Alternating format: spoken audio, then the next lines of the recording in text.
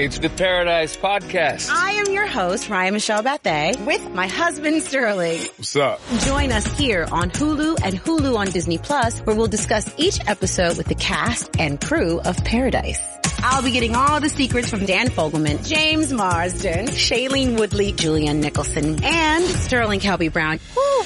Paradise, the official podcast, is now streaming. And stream Paradise on Hulu and Hulu on Disney Plus. Justin. Yeah.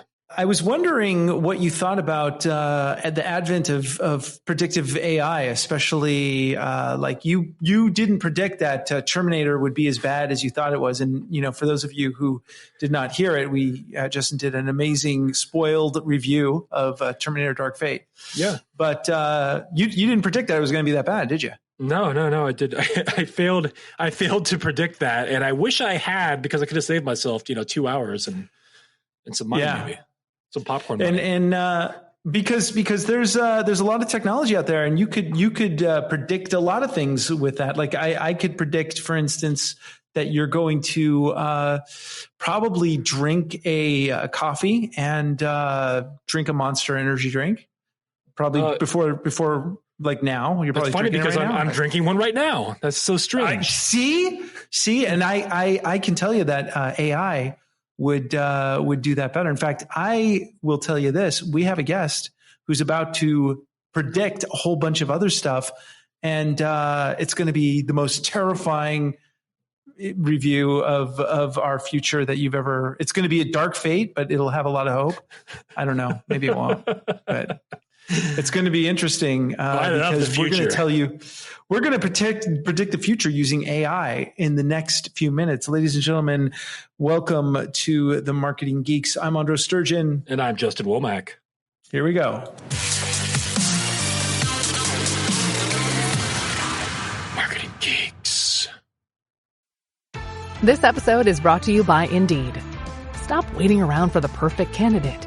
Instead, use Indeed sponsored jobs to find the right people with the right skills fast. It's a simple way to make sure your listing is the first candidates see. According to Indeed data, sponsored jobs have 4 times more applicants than non-sponsored jobs. So go build your dream team today with Indeed. Get a $75 sponsored job credit at Indeed.com/podcast. Terms and conditions apply. If you've got spring fever, Lowe's has the cure.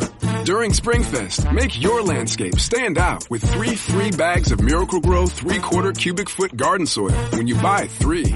Plus, get up to 40% off select major appliances to keep clothes, food, and dishes fresh all season long. Our best lineup is here at Lowe's. Valid through 4/22 while supplies last. Selection varies by location. See Lowe's.com for details. Soil offer excludes Alaska and Hawaii. All right. Welcome everybody to the show. We have quite an interesting guest here because this guest is a world-renowned sociobiologist. I said that wrong. She's going to correct me. I'm going to ask her to. And she's a futurist, and she shows how artificial intelligence-powered predictive models can predict future events with accuracy, like when someone will fall down or migration of people. Just, there's the big migration of people. It's like the biggest ever with like 90% accuracy. And I'm sure she could predict a whole bunch of other stuff with her models. Ladies and gentlemen, Rebecca Costa. Welcome to the show. Well, thank you for having me. Yeah. Thank you for did you predict that you would be on the show? I did not. I don't have a crystal ball. Oh man. Well, you've got a pretty impressive resume. So for those who don't know who you are, can you explain a little bit? Well, I started out life as a sociobiologist, which is basically an evolutionary biologist looking at million-year trends and then trying to use the million-year trends and patterns to predict future outcomes. And I, after college, happened to land in what became Silicon Valley. So I started working with the largest computing companies and so on and so forth. And I could see that, we were going to be undergoing a major sea change thanks to the internet and personal computing and a deluge of data. But what's really interesting about the transition we've been in is that we've generated so much data now that we're sort of overwhelmed by data. And it's gotten to the point where it's, creating a $1 trillion economic loss to the U.S. economy every year from data distraction. I mean, really, $1 trillion is lost because we're, looking at goofy things on YouTube, and so it's started to backfire. And the corrective course is artificial intelligence, which can get you to the data, but not only that, look for patterns and trends that our brains simply can't wrap around. There's just too many data points. But when you have millions and millions of data points, and you know what the first 1 million actions are, it's not too hard to predict what action will occur as, for the 1,000,001 data point. So we have collected so much information that it's become very, very easy now to predict what the likely next thing is going to be. And so can I ask you the trillion about falling? I that's the easiest one for people to grasp what I'm talking about, is that we can now predict within 85 to 95% probability that you're going to trip and fall in the next 3 weeks. And people go, no, that's impossible. And I go, well, no, because we now know that there's a 3 to 5 centimeter change in your normal walking gait, and that's the precursor to you tripping and falling. So, in no time, people in Silicon Valley are working on a Fitbit type of device to put on your ankle that will ping your phone and tell you when your walking gait has changed and to what degree you're in danger of tripping and falling. And there's an example of, using predictive analytics to avoid a disaster. So with a $1 trillion loss that you're mentioning earlier, is that because of employee productivity loss, because people are distracted by like you said, YouTube videos and things like that they're searching for? Or how does that equate a $1 trillion loss to the economy?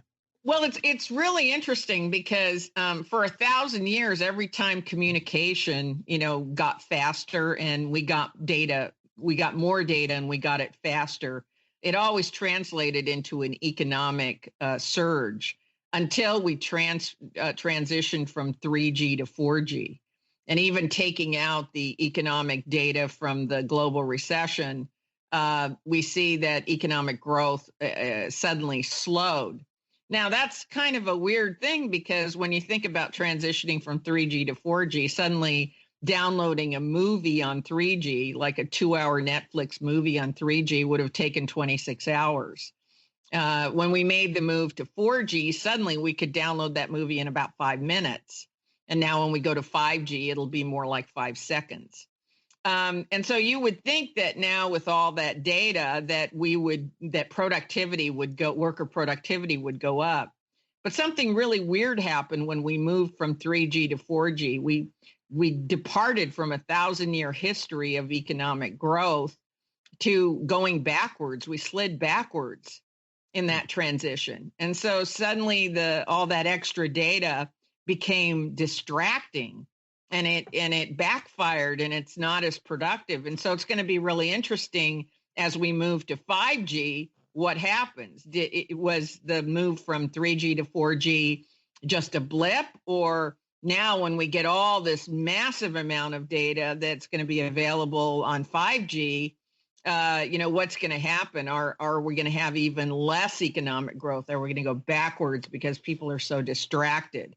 It so happens that the transition from 3G to 4G happens to parallel when the first emails started being sent. And there's a lot of studies that are showing that emails and video are so distracting that they're taking away from worker productivity and output. Yeah, I could see that because right now I'm watching some funny cat videos. So I don't even. What did you just say? So okay. There's a lot to unpack here because It's interesting. I went through my own kind of soul searching recently because I have the ability to listen to books and podcasts at 3.5 times speed.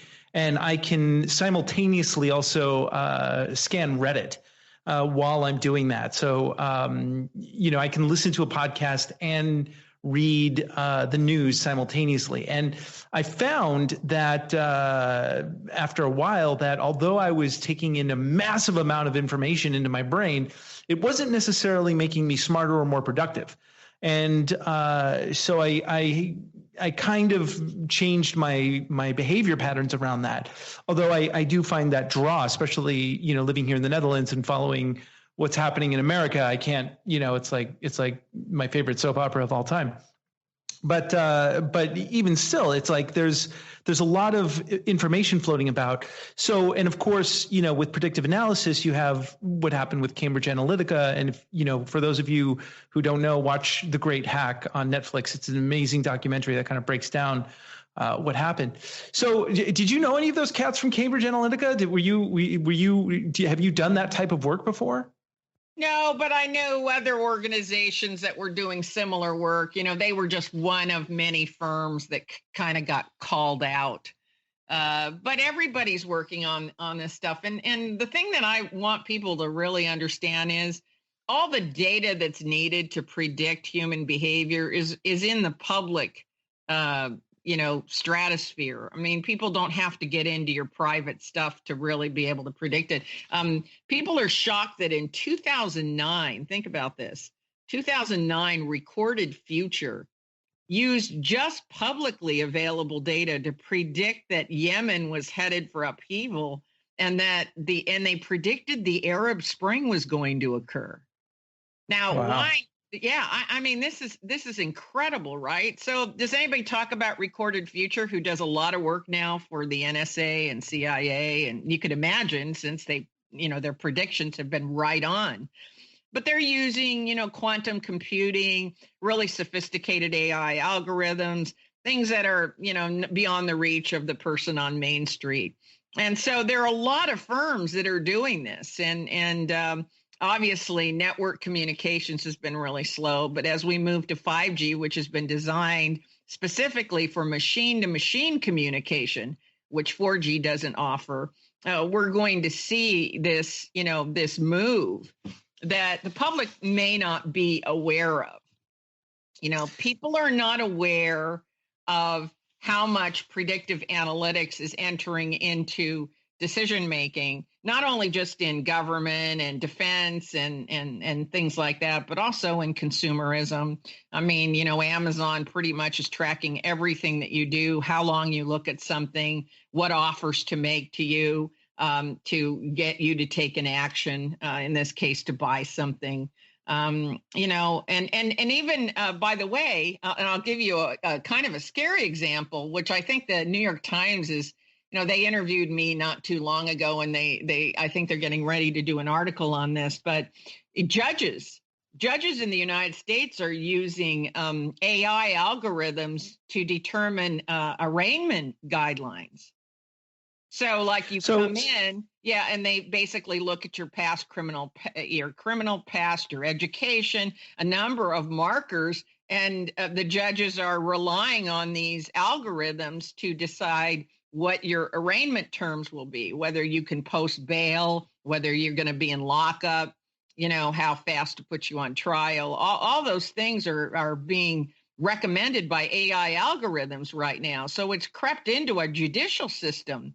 And judges believe that by relying on these algorithms, they're able to eliminate their personal biases so that you don't get. Okay, now this freaks me out right here. Yeah, so you don't get bad court cases like recently there was a case where a guy was convicted of raping a woman, and the judge gave him just a few months in prison sentence, claiming that he came from a good family. So that's why he only gave him a few months.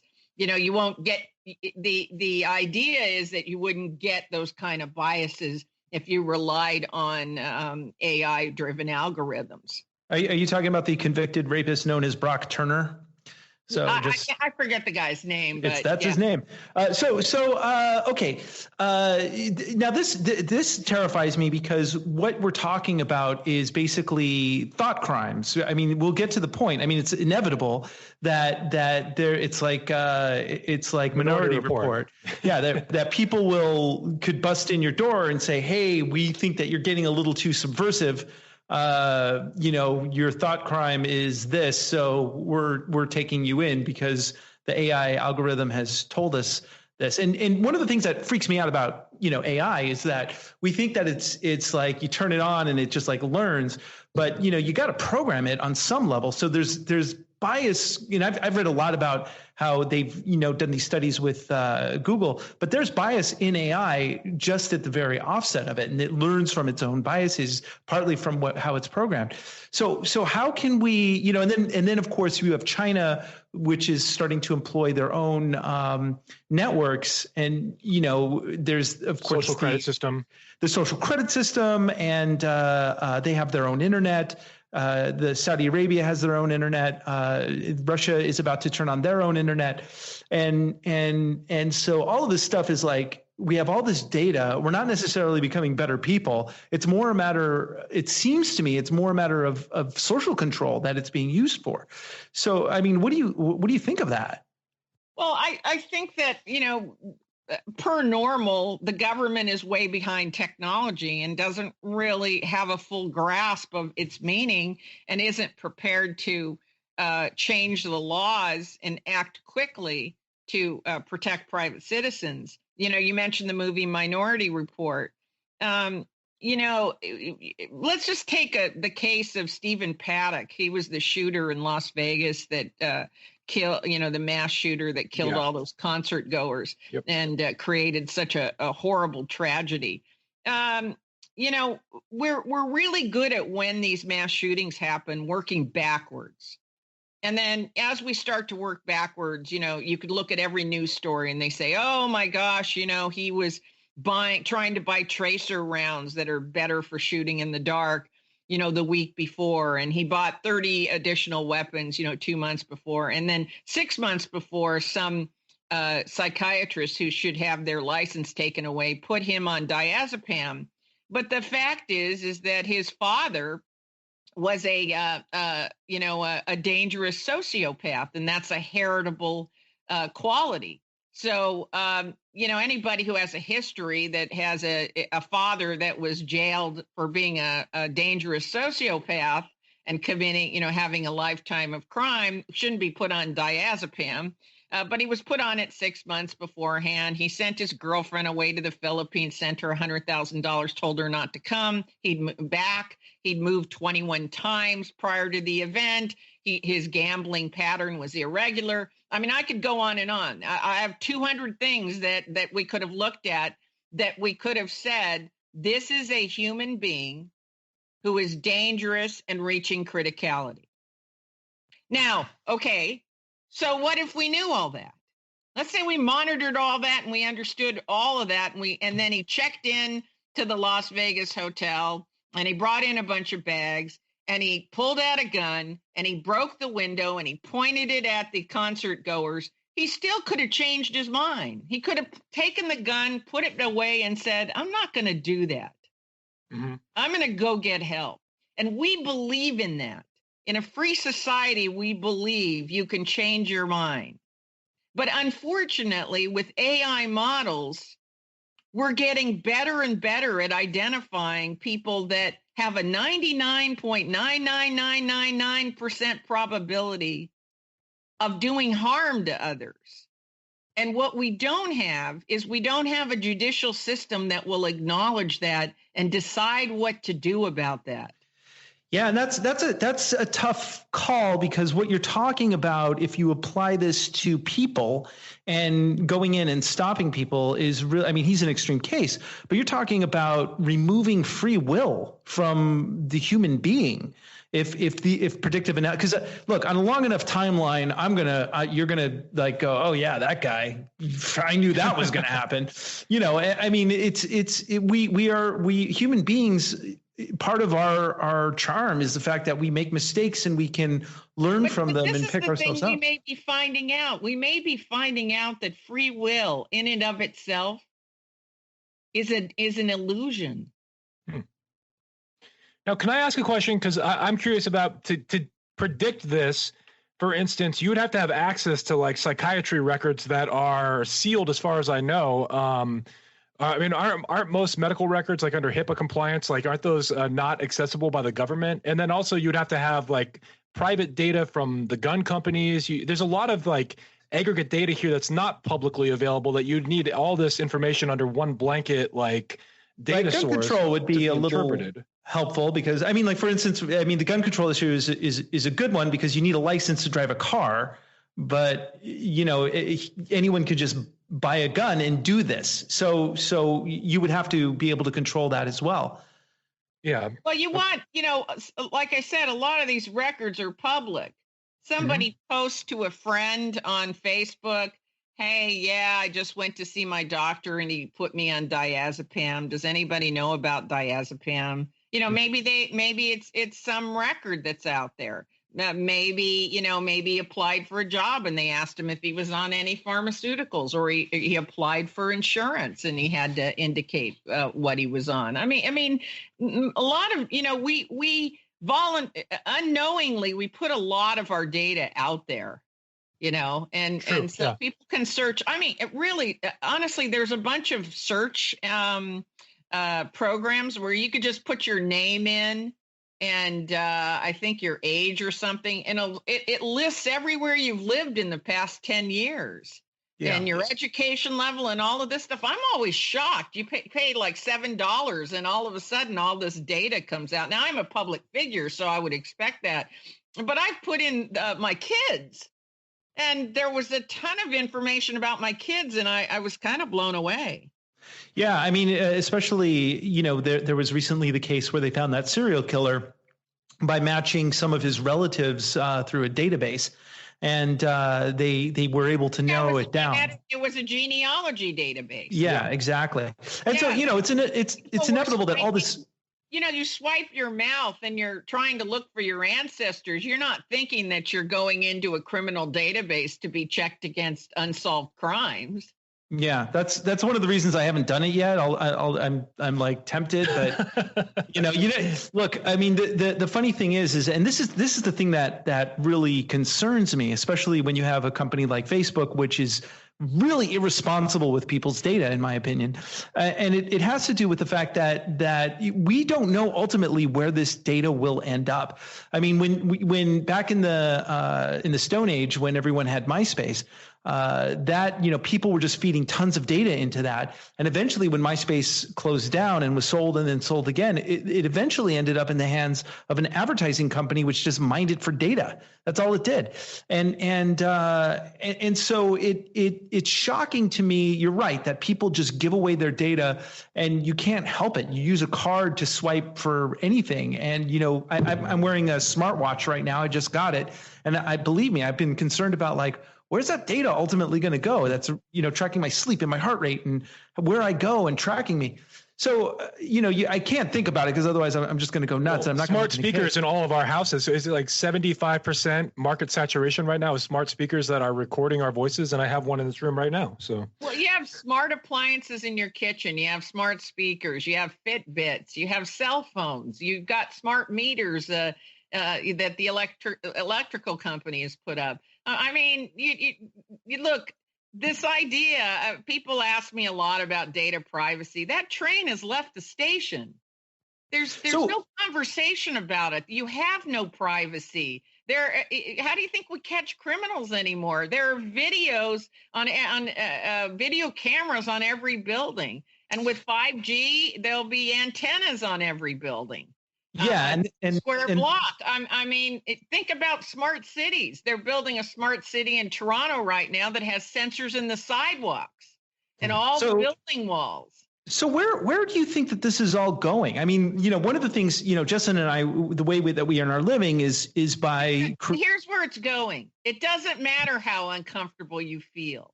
It doesn't, people's feelings don't matter. This is the world that we live in. This is where the world is going. Sensors are monitoring everything. There is no data privacy. You have no privacy. All the data is being accumulated to be able to predict actions. And it would be nice if we used it productively and in a smart way to prevent harm being done, which we do in data intelligence in the NSA and CIA. They try to use that data to stop bad actors. They don't get all of them, but we're getting better and better, at looking at patterns. We look at credit card patterns. We look at cell patterns. Who are you calling? How often are you calling? When are you calling? All of these things add up to pointing a direction into a potential harm. But we don't have laws to stop people that could be potential bad actors for the earlier reason that you were pointing out. We're a society that believes in free will. Yeah, the redemption. We believe in free choice. But that may be an illusion. Yeah, and you are a creature of habit more than you realize.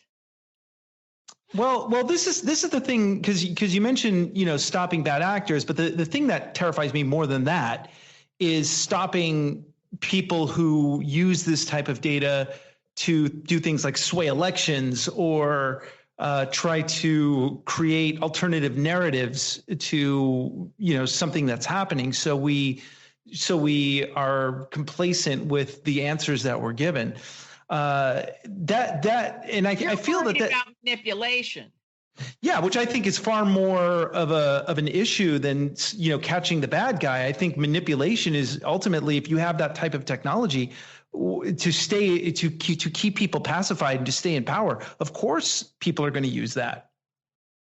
Well, I believe that manipulation is a danger, right? And there's really very few legal means to stop manipulation. We have a hard time putting cult leaders in jail. Yeah, but right? They got R. Kelly. So right. I mean, but any prosecutor will tell you that's a tough road. Yeah.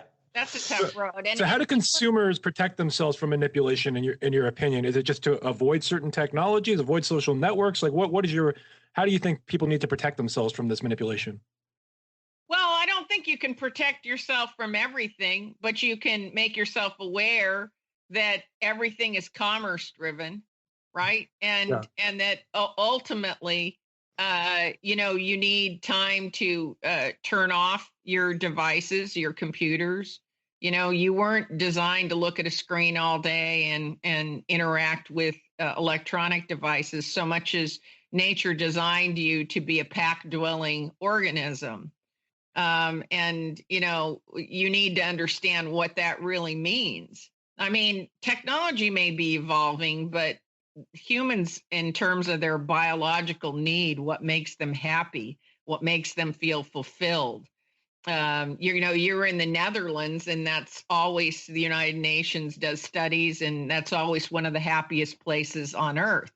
Right? It's not Disneyland. It turns out it's Netherlands and Switzerland and so I moved here. Like that. And you have to ask yourself why. And it's been studied. People are not as lonely. The countries where people report feeling isolated and the most lonely also tend to be those that are most technology focused. That's really interesting. So let me ask you, where do you think that this is ultimately leading us as a species? Well, I think there's always correction. We overshoot and then we come back to something that's normal.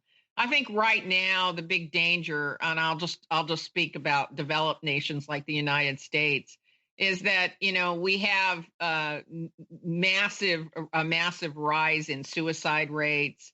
And, antidepressants are, I think, the fastest growing pharmaceutical in the United States. I mean, we have a growing unhappy population. Now, that shouldn't be the case. Our standard of living has gone up. According to Maslow's hierarchy of needs, you take care of food and clothing and housing, and people should, eventually focus on a sense of belonging, meaning in life, so on and so forth. But Maslow's hierarchy of needs just seems to not be working.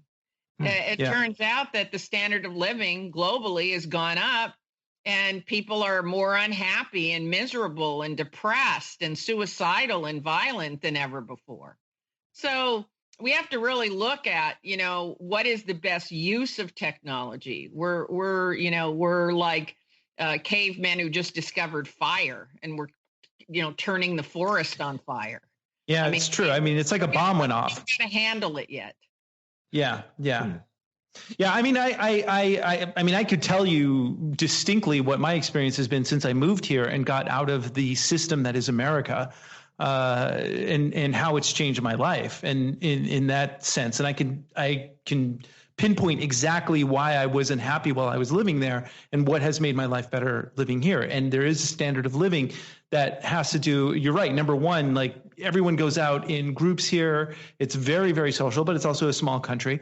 But interestingly enough, I pay 40, almost 50% in taxes. However, my health insurance is super, super low. And my son is going to a school that I would have to pay $8,000 a year to send him to in the States. And everybody is educated. Everybody speaks English. And there's, bicycle paths everywhere. The trains I take are run on free energy. So that has something to do with it for sure. But also there is definitely a certain laws that keep people's privacy intact, and people don't have to work 60 hours a week just to get by. That's another component of it. I mean, there's depressed people here and everything, but like anywhere else. But I think that you're right in the system that has been created in America, and what it feels like to me. Correct me if you think I'm off base here, but it feels like part of this predictive technology. What it's really doing is it's the people who can afford to use it on other people, mostly large companies, are using it in a way that is for control mostly. And the reason why they need to control more people is because people are not happy with the status quo. So in where do you see, how do you see this changing our society globally in the next 10 to 15 years? Well, I think that the information divide will create a predatory environment. I think that's what you're speaking to, where those who have information will have the upper hand. And that is already beginning to happen, as we see in election results, right? Starting with Obama's use of social media and now all the analytics that lay out for a candidate where to go, what to say. But there's kind of a reverse engineering going on, right?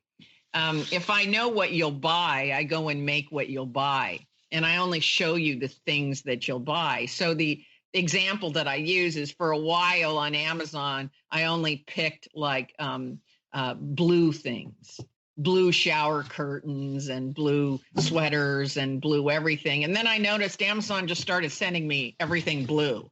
Interesting. Right. And yeah. And because they were going, oh yeah, she has a preference in color. So they started sending me, a lot of blue things. I just did this as a test under a different email. How long did you do that for? I'm just curious. What was the timetable? Let me tell you, not long. And that was the aha moment for me. It's very interesting that they're feeding back to me what my preference already is.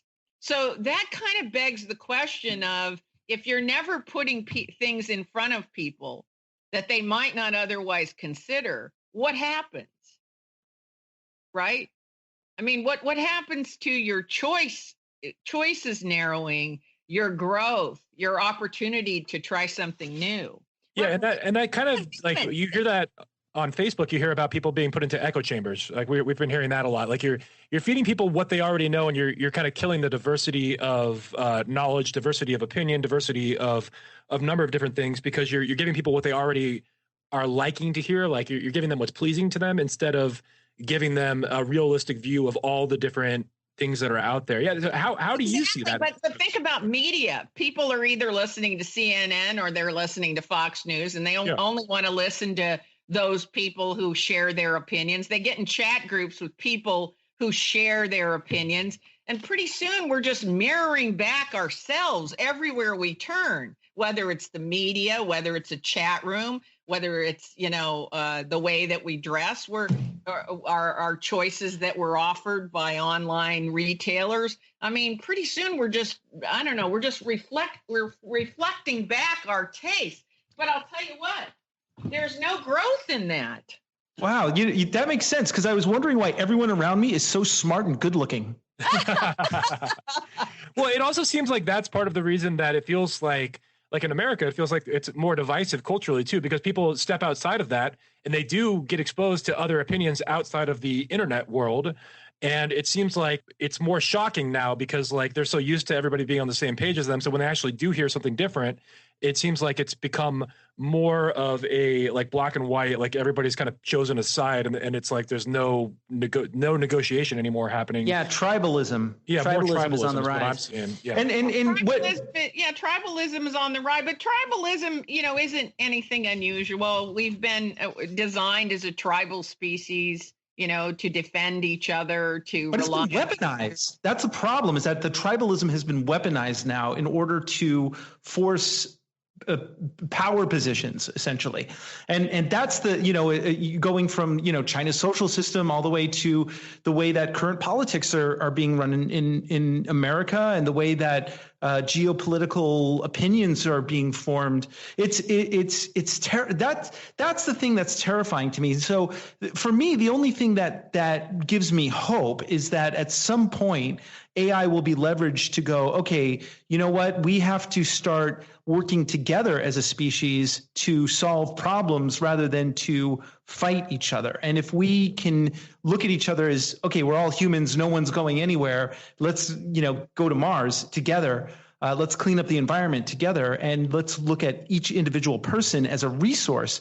I think that then we can start really growing in that sense. That's right. But to do that, and, this is why I, do podcasts like yours. To do that, we have to really have a commitment to facts and science. We have to decide we want to be a society that elevates scientists rather than the Kardashians. Well, how do you do that when people are like flat earthers and anti-vaxxers? But you can't blame the flat earthers. We created a climate for the flat earthers to exist. We created a society where that's valid and it's acceptable. What we need is a society that is more dependent on machine learning and machine data, rather than people's opinions and their unsupported beliefs. We're a society that right now can't tell the difference between a fact and a belief. And that's dangerous. In my first book, The Watchman's Rattle, I talk about the demise of earlier civilizations. They all reached this tipping point where there was a mass confusion between what was an empirical fact and what was an unproven belief or an opinion. And we're making that dangerous turn right now, where all systems become irrational, fundamentally irrational, when you can't distinguish an empirical fact from an opinion. Yeah, and this is the point that I think is very interesting, especially living in this time, because I think that ultimately that's going to be the thing where collectively we're going to have to make a choice about our own collective free will, like where we collectively are going to go as a species. Because if we don't make this next step, we are not going to survive. We're going to, it's the Fermi paradox. We won't make it through the great filter. So the question I have then is, have you done any predictive analysis on where climate, geopolitics, and technology will intersect into the next sort of incarnation of where we're going? Or are we just watching Rome burn and we might as well just get some popcorn and enjoy the show and go to the movies. I'm not going to suggest watching Rome burn, although the folks in California are effectively looking at utility lines that are causing the whole state to burn up. Yeah. I mean, it's we're quickly and in record time moving from global warming to global burning. I don't even want to say global warming anymore. And part of the reason I don't want to call it global warming is that warming is a friendly term.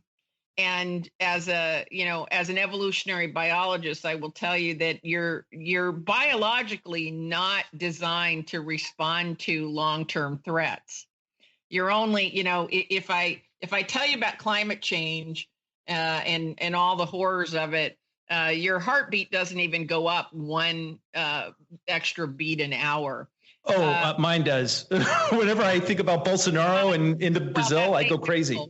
That's atypical. But reality is, if I throw a snake down on your desk, your body is designed to be flooded with chemicals and you immediately go into fight or flight. So I think that to the extent that we understand that we're now moving into global burning, that's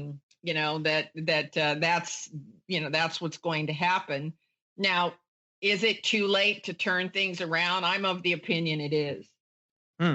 So then what does it look like in the next 15 to 20 years? What kind of future does my son? So, I mean, but is there a possibility that perhaps we might come to our senses and we might go, oh, you know what? Actually, we can use AI to determine that, as the Buddhists say, if one person is starving, we are all starving.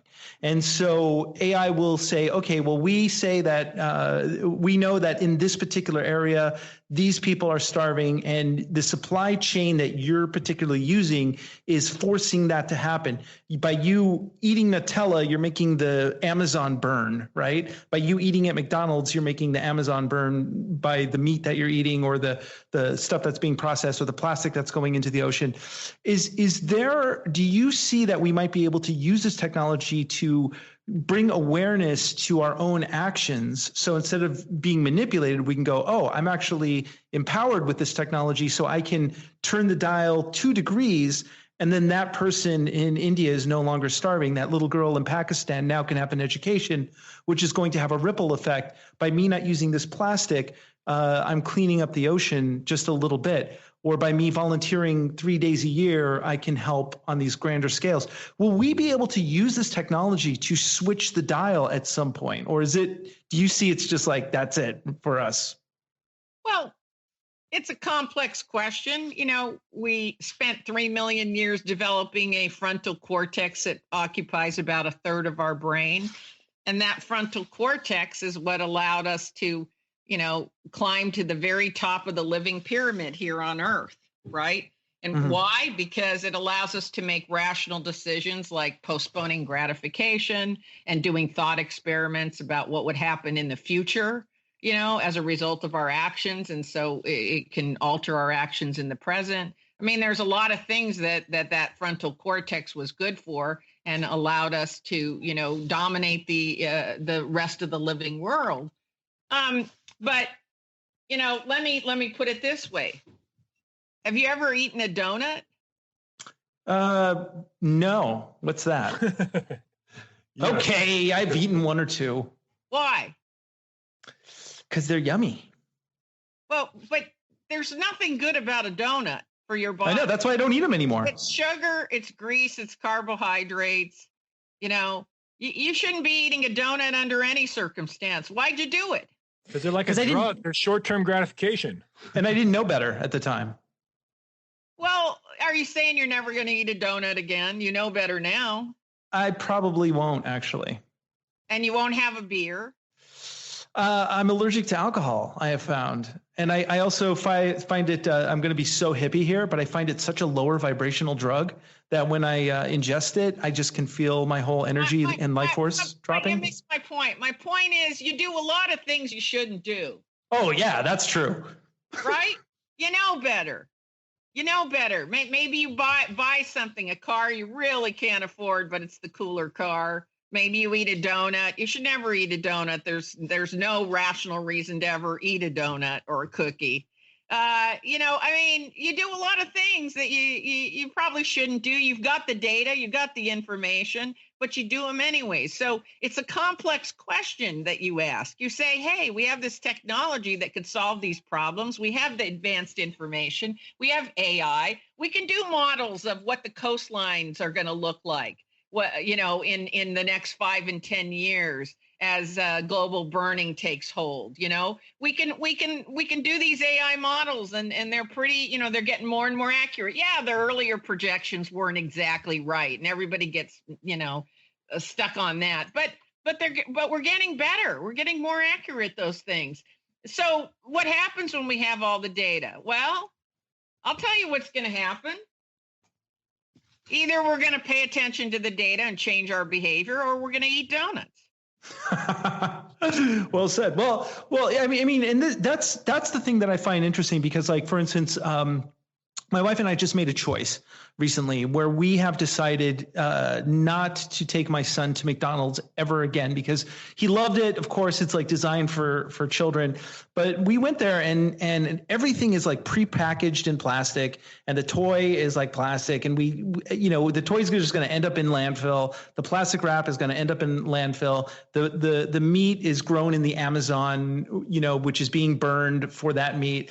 And when I put it together, when I just looked at this plate of quote food unquote, it was like, this isn't good. And so we had a chat with him, and we were just like, look, man, we're never going to McDonald's again. We're just. Your child respond? Well, he was just more like, why? But I broke it down into like, well, the mermaids don't like the plastic. And you just sentenced him to like 25 years of therapy as an adult.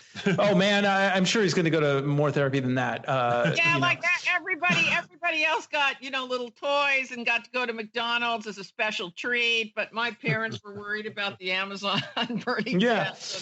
And the plastics. I mean, look, there's no easy answers. Everything's connected to everything else. Sure. You try to go through one day and not throw away any plastic. And it's harder than you think. Yeah, it's totally. When you say when you said earlier, it's probably too late to reverse climate change, global warming, global burning, whatever you want to call it. By the way, yeah. I want to be sure everybody listening knows that is just an opinion. Is that also because like you're looking at the predictive analytics regarding like the way that human culture is evolving, and that you just don't see that there's a way that we would all come together and take a stand against it in time? I don't see that human behavior will change fast enough. That's I could that makes sense to me when you bring it in that perspective. That's a tough nut. That's a tough nut.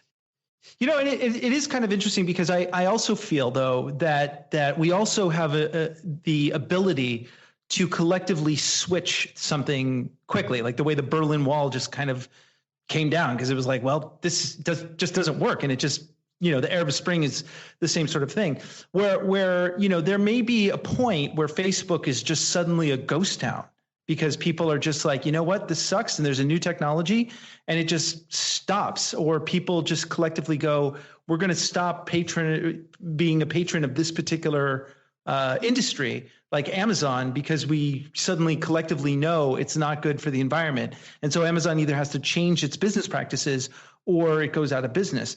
And so I will tell you, that the one thing, I'm a bit of a historian myself, and I will tell you that the one thing we do know that is the essential ingredient to changing human behavior, and that is critical mass. Yeah.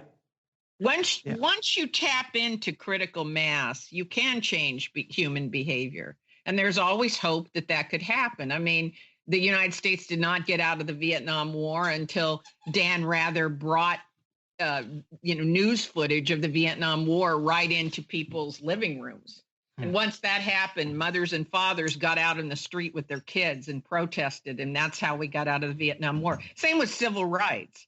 Yeah, exactly. Critical mass and people were out in the street, protesting.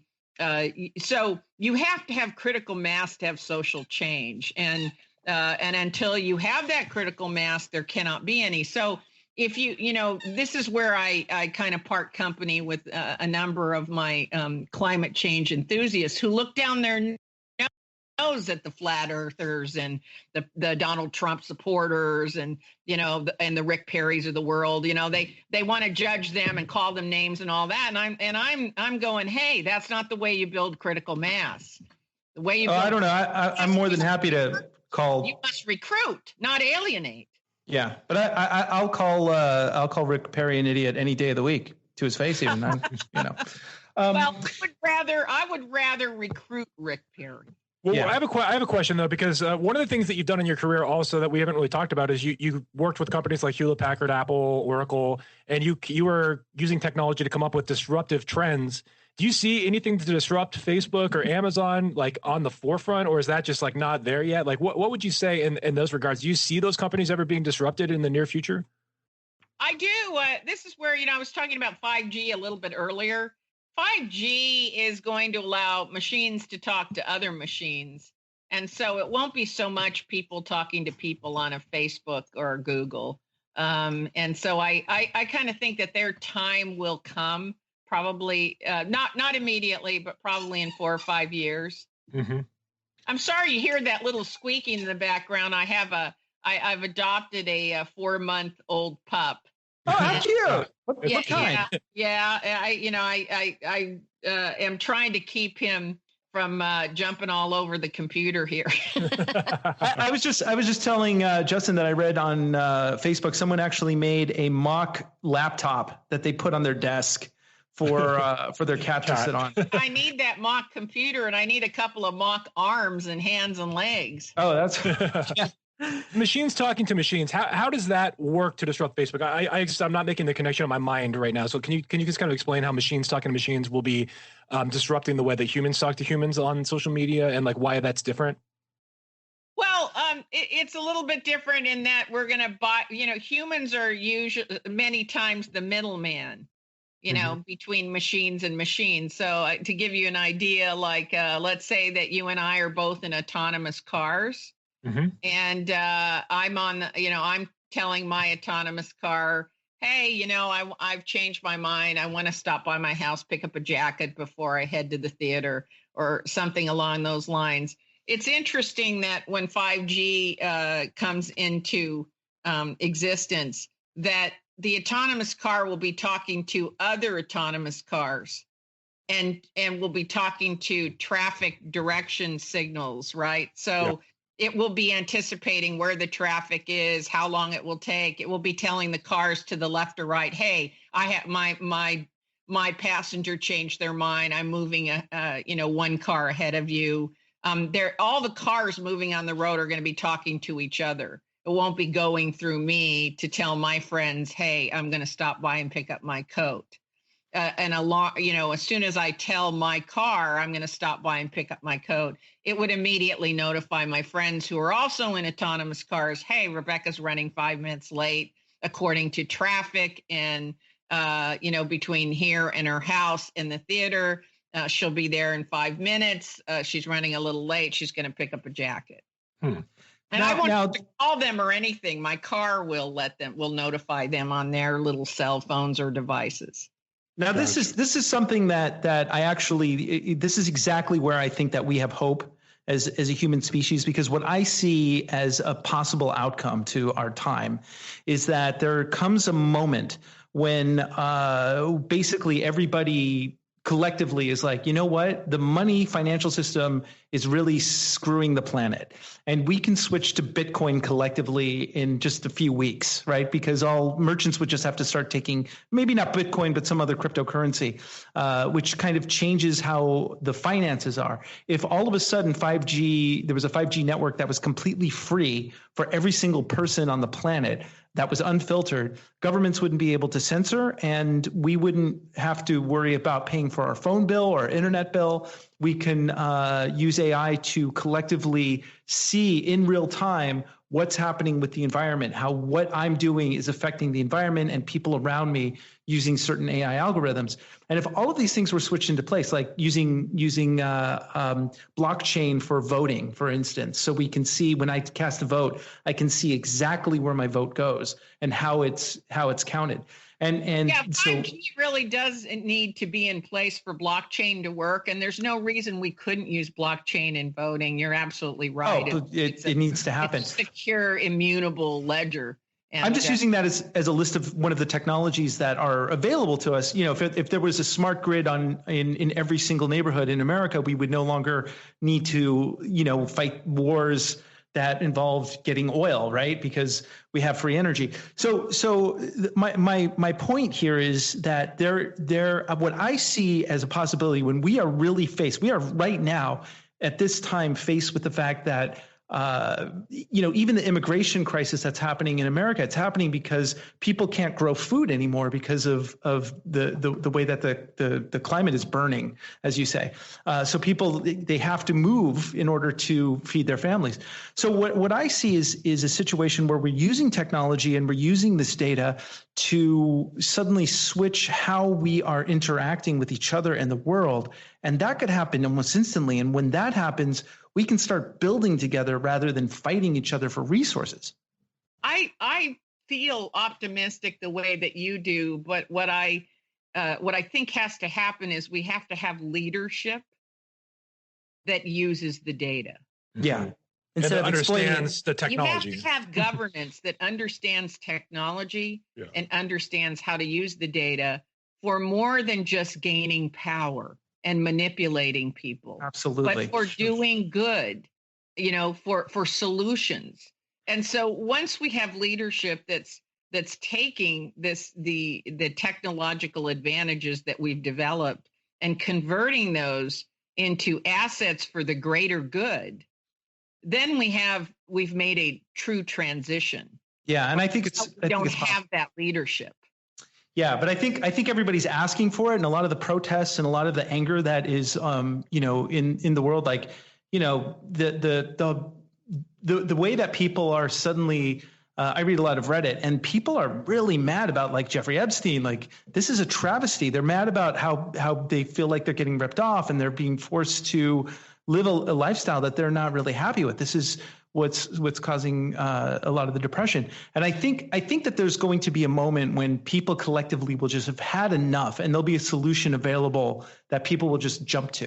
And I see that as our next incarnation as a human race. I actually am very hopeful for this time, but we need to go through this in order to have that awakening. And then everyone needs to do ayahuasca, and then we'll be like, super. We'll throw that in there. Okay, we've got to wrap up the show, but I've got one last question, and this isn't. I just want to know, on the predictive analysis, like not taking any sides, just the data, who's going to win the election?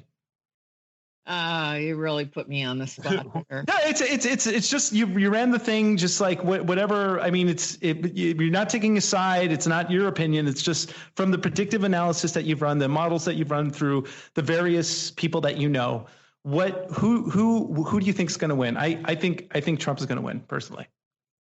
Well, you don't have to answer that question, but yeah, I'm going to give you the answer. The answer is it's too early to tell because there are too many moving parts right now, and because of this impeachment issue, and that is an issue. So I think there are too many moving parts right now to make any kind of prediction. I think it's, you know, it's unfortunate that every election period, I always hope for a benevolent leader. You know, I hope that some benevolent leader that can inspire our imagination and inspire us to take action in a correct way for the greater good will take the throne. But, you know, we just haven't had that for many, many decades. And so, you know, my hope is that either Donald Trump will emerge and grow into becoming a benevolent leader. And that has happened. You know, we've all throughout history seen leaders transform over. Yeah, time. I don't think that's going to happen this time, but but we can cross our fingers. But as Kurt Vonnegut once said, the fundamental problem with American democracy is that only a madman would actually want to be president. Okay, we're going to wrap up the show, but where can we find you, what you're doing? Tell us about the new book that's coming out. Well, the easiest way to see podcasts or television interviews that I've done, it would be to go to our website, which is www.rebeccacosta.com. That's Put a link in the description. Yeah. Okay. And the new book that I have out is actually on predictive analytics and how it's affecting society. It's called On the Verge. On the Verge. And give us the thesis of that book real quick. Well, it really talks specifically about how predictive analytics is allowing us to know exactly what is going to occur in the future. And it's no longer a guessing game, and gives a number of examples of how our predictions are getting more and more accurate and what the ramifications of that accuracy are. Wow, it sounds really interesting. And are you going to be doing any speaking engagements or anything coming up? I am. I'm doing a documentary with CNN that's coming up, and I think there's a couple of other speaking engagements. People can just look on our calendar on our website. Again, that's www.rebeccacosta.com. Well, we'll definitely check it out. We would love to have you on the show again. This was scary, amazing, and I feel depressed and hopeful all at the same time. Maybe we can get an election prediction once we figure out the impeachment issue and the Democratic candidate and all that. So, well, let's circle back and do a show on that.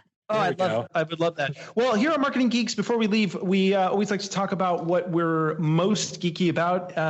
Could be a TV show, could be an app, could be a movie, a book, a magazine, a hobby. What are you most geeky? I mean, you got a little puppy right now, so that's probably, that. But yeah, I mean, what are you most geeky about in the world right now? I'm most geeky about the puppy. He's got my attention 24/7. What's his name? His name is Mr. Costa. Mr. Costa. Dr. the Mister. Oh, right on. Justin, I promise you, I named him that just so I could sit in the lobby of my veterinarian and have them call Mr. Costa. I love it. Justin, what are you most geeky about right now? Well, I guess since we're talking about AI in the future, I just saw Terminator Dark Fate, and it was terrible. Oh, that's my one word review. Terrible. Oh, okay. Oh, that's too bad. I held out hope. I held out hope. I was not pleased. The predictive models say it's going to lose $100 million. So I did see that. Yes. It bombed in China, and that was like their one hope was China, and it bombed in China. So. Man, I just got myself a copy of this game called Rocksmith, which is kind of like Guitar Hero, but you use a real guitar. And I've been jamming out to not well, but I've been like learning Pink Floyd tunes, and it's really great. I'm terrible. I'm never going to be a good guitarist, but hey, it's fun, and I get to play guitar and finally and rock out. So got one word for you: practice. Yeah. I thought it was luck, and the more I practice, the luckier I get. So, all right. Well, thank you so much for being on the show. We really, really appreciate it. And Rebecca Costa, everybody, go check out our website, rebeccacosta.com. Thank you. All right. Thank you so much for all of that. That was. Are you more hopeful or? I don't know. I heard that like we have no hope, but then I heard a little glimmer of hope at the end. So maybe, I think I'm not really sure what to think about how hopeful I should be or not be. Yeah, well, if they make another Terminator movie, maybe you should abandon all hope. Well, all I know is that next time they make a Terminator movie, I'm going to be applying predictive analytics and figuring out whether or not it's worth my time or not. Oh, I could have told you it's not worth your time before I just saw the trailer. What about Avatar? Should I be using this for the Avatar sequels, or should I trust James Cameron in the director's chair? I mean, because he blew it in the producer's chair, he still got it in the director's chair. That's the question now. Oh man, you know what? He also he produced Attila Battle Angel. Yeah. So I don't know. Which I didn't see yet. Yeah, I have a feeling that the next Avatar 2 is going to come out, and then it's going to be a dark time in America because we've got 4 more of those suckers right behind it. So only 3 more. No, we have after the second one, we only have 3 more. We have 4 total. Yeah, well, we'll see what happens. But if it sucks, we'll give you a spoiled review like we did with our Terminator. Please listen to it. Yes. Yeah, you can absolutely. We can promise that. Unfortunately, it doesn't come out till December 2021. However, I think we will have a Star Wars review coming up this year. I think we will do that one. Oh, most definitely, most definitely. And with that, ladies and gentlemen, another fine episode of the Marketing Geeks. We've got some really great guests coming up. No, I liked this interview we did today because we didn't actually get that much into marketing today, and that's okay because we talked about technology and the AI behind marketing efforts. We talked about Amazon. We talked about Facebook disruption. It's relevant. Well, I think that we can assume that we will all be replaced by T800s who will... No. Whatever the hybrid T1000, T800 endoskeleton, that one, that's what we'll be replaced with. Are they going to do my marketing job? And not by Skynet, by Legion. By Legion. Oh, by Legion. Are they gonna like do our podcasts for us? Because you can absolutely believe it. They'll be doing our analytics. They'll be showing our Marketing Geeks podcast. Only those that love our brilliance and can appreciate us for how amazing we really are. It might make a listener that will create another listener that will create another listener that will love the show even more. I don't know. So we'll still have 7 listeners, but they're going to be 7 very, very engaged ones. That's right. And with that, stay classy.